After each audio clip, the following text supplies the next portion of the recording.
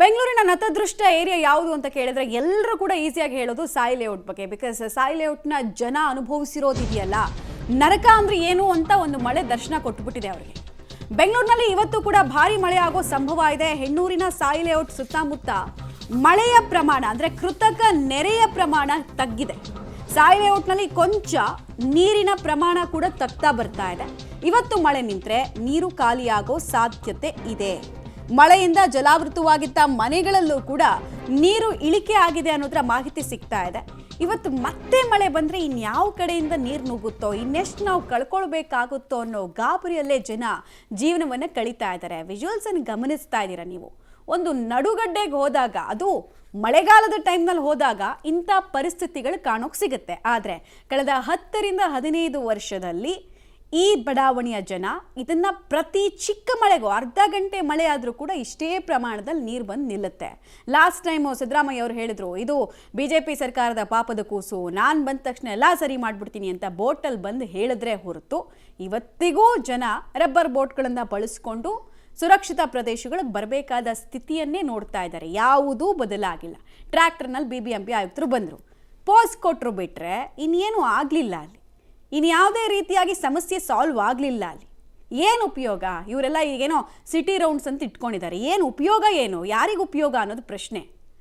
ಅದರಿಂದ traffic jam ಆಗುತ್ತೆ ಅನ್ನೋದು ಬಿಟ್ಟರೆ ಈ ಸಮಸ್ಯೆಗೆ ಸೊಲ್ಯೂಷನ್ ಸಿಗುತ್ತೆ ಅಂತ ನನಗಂತೂ ಸದ್ಯಕ್ಕೆ ಅನಿಸ್ತಾ ಇಲ್ಲ. ಮುಂದಿನ 6-7 ವರ್ಷಕ್ಕೆ ಸಮಸ್ಯೆಗೆ ಸೊಲ್ಯೂಷನ್ ಸಿಗುತ್ತೆ ಅಂತ ಕೇಳಿದ್ರೆ ನನಗಂತೂ ಅನಿಸ್ತಾ ಇಲ್ಲ. ಕಾರಣ ಯಾರೂ ಆಶ್ವಾಸನೆ ಕೊಡೋದಕ್ಕೆ ರೆಡಿ ಇಲ್ಲ. ಮನೆಗಳಲ್ಲಿರುವ ಜನರ ಪರಿಸ್ಥಿತಿಯ ದೇವರಿಗೆ ಪ್ರೀತಿ ಅನ್ನೋ ರೀತಿ ಕಾಣಿಸ್ತಾ ಇದೆ.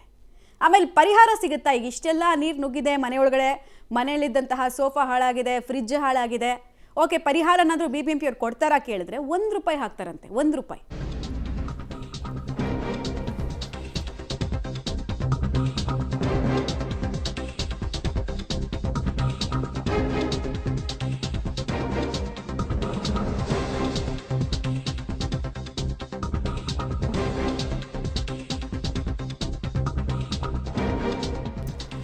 ಸಿಲ್ಕ್ ಬೋರ್ಡ್ ಜಂಕ್ಷನ್ ಬಳಿ ತಾಪತ್ರಯ ಅಂತೂ ಮುಗಿತಾ ಇಲ್ಲ. ಅದರಲ್ಲೂ ಕೂಡ ಉದ್ಘಾಟನೆಗೆ ಸಜ್ಜಾಗಿದೆ ಮೆಟ್ರೋ ನಿಲ್ದಾಣ. ಅಲ್ಲಿ ನೋಡಿ ಹೆಂಗಿದೆ ವಾತಾವರಣ. ಸದ್ಯದಲ್ಲೇ ಉದ್ಘಾಟನೆ ಆಗುತ್ತಂತೆ ಹಳದಿ ಮಾರ್ಗ. ಸೆಂಟ್ರಲ್ ಸಿಲ್ಕ್ ಬೋರ್ಡ್ ಮೆಟ್ರೋ ನಿಲ್ದಾಣ ಬೇಸ್ಮೆಂಟಲ್ಲಿ ಜಲಾವೃತವಾಗಿದೆ. ಅದ್ಭುತವಾಗಿದೆ ಅಲ್ಲಿನ ಪರಿಸ್ಥಿತಿ. ನಿನ್ನೆಯಿಂದ ಮಳೆ ನೀರು ಹೊರಹಾಕೋದಕ್ಕೆ ಮೆಟ್ರೋ ಸಿಬ್ಬಂದಿ ಹರಸಾಹಸವನ್ನು ಪಡ್ತಾ ಇದ್ದಾರೆ. ಆದರೆ ಇಲ್ಲಿವರೆಗೂ ಕೂಡ ಕಂಟ್ರೋಲಿಗೆ ಬಂದಿಲ್ಲ.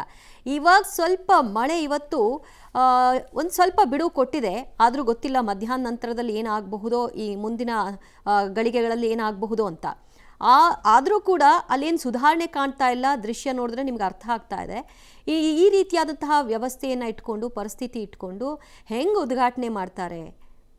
ಇದಕ್ಕೆ ಹಲವಾರು ಕಾರಣಗಳು ಕೂಡ ಇಲ್ಲಿ ಜೋಡಣೆ ಆಗ್ತಾ ಇದೆ. ಮತ್ತಷ್ಟು ಮಾಹಿತಿ ಕೊಡ್ತಾರೆ ನಮ್ಮ ಪ್ರತಿನಿಧಿ ರಾಘು. ಸಿಲ್ಕ್ ಬೋರ್ಡ್ನ ಈ ಒಂದು ದೃಶ್ಯ ನಾವೇನು ನೋಡ್ತಾ ಇದ್ದೀವಿ ರೈಟ್ ನೌ, ಹೀಗೆ ಇದೆಯಾ ಇದು? ದಿವ್ಯಾ, ನಾನು ನೇರವಾಗಿ ವಿಜುವಲ್ಸ್ ಅನ್ನ ನಿಮಗೆ ತೋರಿಸ್ತೀನಿ. ಇದು ಯೆಲ್ಲೋ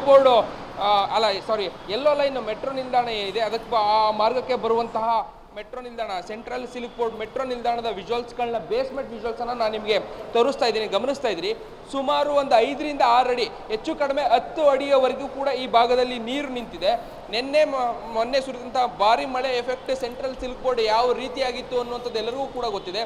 ನೀರು ನಿಂತಿದ್ದಂಥ ಪರಿಣಾಮವಾಗಿ ಮೆಟ್ರೋ ಸ್ಟೇಷನ್ಗೂ ಕೂಡ ನೀರು ಸರಾಗವಾಗಿ ನುಗ್ಗಿದಂಥ ಪರಿಣಾಮವಾಗಿ ಕಂಪ್ಲೀಟ್ ಆಗಿ ಇದರ ಬೇಸ್ಮೆಂಟ್ ಏನಿದು ಮುಳುಗಡೆ ಆಗಿದೆ. ಅಲ್ಲಿರುವಂತಹ ಒಂದಷ್ಟು ಯಂತ್ರಗಳು ಕೂಡ ಈಗಾಗಲೇ ಮುಳುಗಡೆ ಆಗಿದೆ. ಅದನ್ನು ಆಚೆ ತೆಗೆಯೋದಕ್ಕೂ ಕೂಡ ಆಗ್ತಾ ಇಲ್ಲ. ನೆನೆ ಬೆಳಗ್ಗೆಯಿಂದಲೂ ಕೂಡ ಸತತವಾಗಿ ನೀರನ್ನು ಆಚೆ ಹಾಕುವಂಥ ನಿಟ್ಟಿನಲ್ಲಿ ಇಲ್ಲಿನ ಸಿಬ್ಬಂದಿಗಳು ಒಂದು ಕಡೆ ಮೋಟರಿನ ಮುಖಾಂತರವಾಗಿ ಆಚೆ ಹಾಕ್ತಾ ಇದ್ದಾರೆ, ಮತ್ತೊಂದು ಕಡೆ ಮ್ಯಾನ್ ಪವರನ್ನು ಬಳಕೆಯನ್ನು ಮಾಡಿಕೊಂಡು ನೀರನ್ನು ಆಚೆ ಹಾಕುವಂಥ ಪ್ರಯತ್ನವನ್ನು ಮಾಡ್ತಾ ಇದ್ದಾರೆ. ಬಟ್ ಆದರೆ ನೀರು ಕಂಪ್ಲೀಟ್ ಆಗಿ ಆಚೆ ಹಾಕೋದಕ್ಕೆ ಆಗ್ತಾ ಇಲ್ಲ. ಇಲ್ಲಿಂದ ಸುಮಾರು ಒಂದು 100 ಮೀಟರ್ನಷ್ಟು ಉದ್ದಕ್ಕೆ ಇರುವಂತಹ ಈ ಒಂದು ಮೆಟ್ರೋ ನಿಲ್ದಾಣ ಇದೆ. ಇದರ ಮುಂಭಾಗಕ್ಕೂ ಕೂಡ ಇಲ್ಲಿಂದ ನೇರವಾಗಿ ನೀರು ಹೋಗಿ ನಿಂತಿದೆ. ಅಂದರೆ ಅಷ್ಟು ಹೆಚ್ಚಿನ ಪ್ರಮಾಣದಲ್ಲಿ ನೀರು ನಿಂತಿರುವಂತಹ ಕಾರಣಕ್ಕಾಗಿ ಇಲ್ಲಿಂದ ನೀರನ್ನು ಆಚೆ ಹಾಕೋದಕ್ಕೆ ಆಗ್ತಾ ಇಲ್ಲ. ಸೊ ಬಹಳ ದೊಡ್ಡ ಸವಾಲಾಗಿದೆ. ಒಂದೊಮ್ಮೆ ಏನಾದರೂ ಇವತ್ತು ಮತ್ತೆ ಮಳೆ ಬಂತು ಅಂತ ಹೇಳಿದ್ರೆ ಕಂಪ್ಲೀಟ್ ಬೇಸ್ಮೆಂಟ್ ತುಂಬುವಂಥ ಸಾಧ್ಯತೆ ಇದೆ. ಸೊ ಇದು ಕೂಡ ಈ ಸಿಬ್ಬಂದಿಗಳಿಗೆ ಸಾಕಷ್ಟು ಭೀತಿಯನ್ನು ಉಂಟು ಮಾಡುವಂಥದ್ದು. ಬಟ್ ಇದು ಇನ್ನೂ ರನ್ನಿಂಗಲ್ಲಿಲ್ಲ, ಉದ್ಘಾಟನೆಗೆ ಸಜ್ಜಾಗಿರುವಂಥದ್ದು. ಮುಂದಿನ ತಿಂಗಳು ಅಥವಾ ಅದರ ನಂತರವೂ ಈ ಮೆಟ್ರೋ ನಿಲ್ದಾಣ ಏನಿದೆ ಇದು ಉದ್ಘಾಟನೆ ಆಗುವಂಥ ಸಾಧ್ಯತೆ ಇದೆ. ಒಂದೊಮ್ಮೆ ಉದ್ಘಾಟನೆ ಆಗಿದ್ದಿದ್ರೆ ಜನ ಸಾಕಷ್ಟು ಸಮಸ್ಯೆಗಳನ್ನ ಎದುರಿಸಬೇಕಾದಂತಹ ಸವಾಲು ಇರ್ತಾ ಇತ್ತು. ಜನ ಇಲ್ಲದೇ ಇರುವಂಥ ಕಾರಣಕ್ಕಾಗಿ ಅಪಾಯಗಳು ತಪ್ಪಿದೆ. ಬಟ್ ನೀರು ತುಂಬಿರುವಂತಹ ಕಾರಣಕ್ಕಾಗಿ ಉದ್ಘಾಟನೆಗೆ ಸಜ್ಜಾಗಿದ್ದಂಥ ಈ ಮೆಟ್ರೋ ನಿಲ್ದಾಣಕ್ಕೆ ಒಂದಷ್ಟು ಹಿನ್ನಡೆ, ಜೊತೆಗೆ ಒಂದಷ್ಟು ಎಕ್ವಿಪ್ಮೆಂಟ್ಗಳು ಕೂಡ ಹಾಳಾಗಿರುವಂಥದ್ದು ಸಾಕಷ್ಟು ಸಮಸ್ಯೆಗೆ ಕಾರಣ ಆಗ್ತಾ ಇದೆ. ದಿವ್ಯಾ, ಥ್ಯಾಂಕ್ ಯು ರಾಘು ನಿಮ್ಮೆಲ್ಲ ಮಾಹಿತಿಗೆ.